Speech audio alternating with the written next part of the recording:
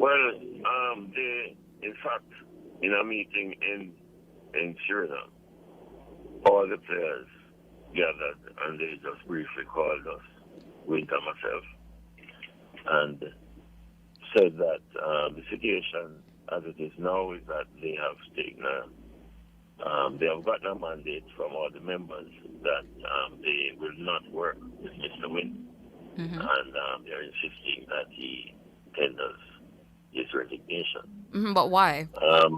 They have cited, like that document says, incompetence, and for whatever reason, there seems to be a very strained relationship. Maybe justified, maybe not justified, but it is indeed unfortunate, and precedence is incorrect. Players making demands on staff and virtually giving mandate that staff members must go.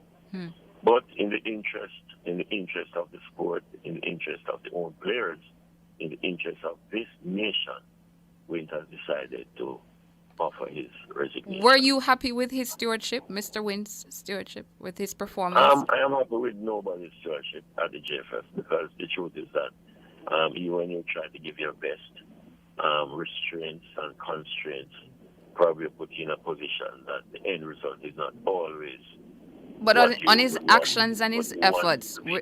on his actions and his efforts, Mr. Ricketts, your assessment of him, were you happy with Well, what he was doing? I think, Dalton, like all of us do have shortcomings, and my only problem with him is that over the period, I don't think he would have learned as quickly as I would have liked. But he was strident, he was loyal, he was committed to what he was doing.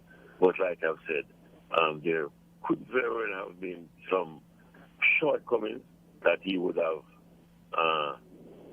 not with the level of urgency that I would have liked learned and would have been able to correct. Paul tendered his resignation in solidarity with the players because I've had a number of discussions with Paul, maybe 3 or 4 times.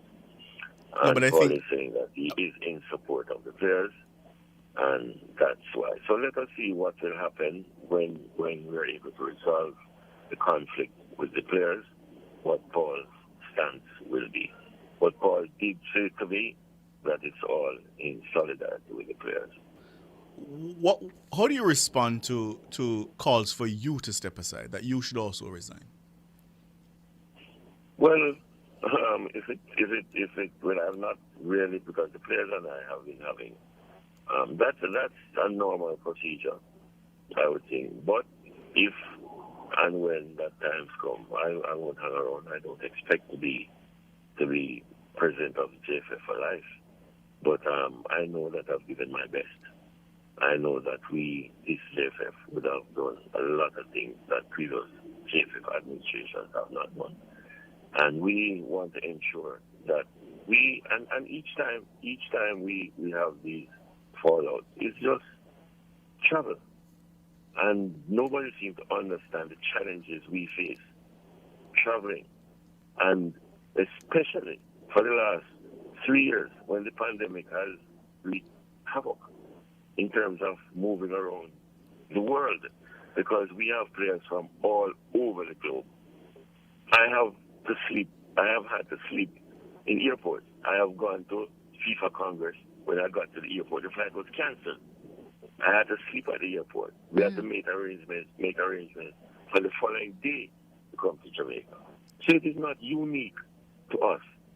These are challenges that have been brought on us by COVID, and believe me, I must apologize publicly for some of these unfortunate events. I must, and I want to use this opportunity to do so, to apologize to the players, to the nation.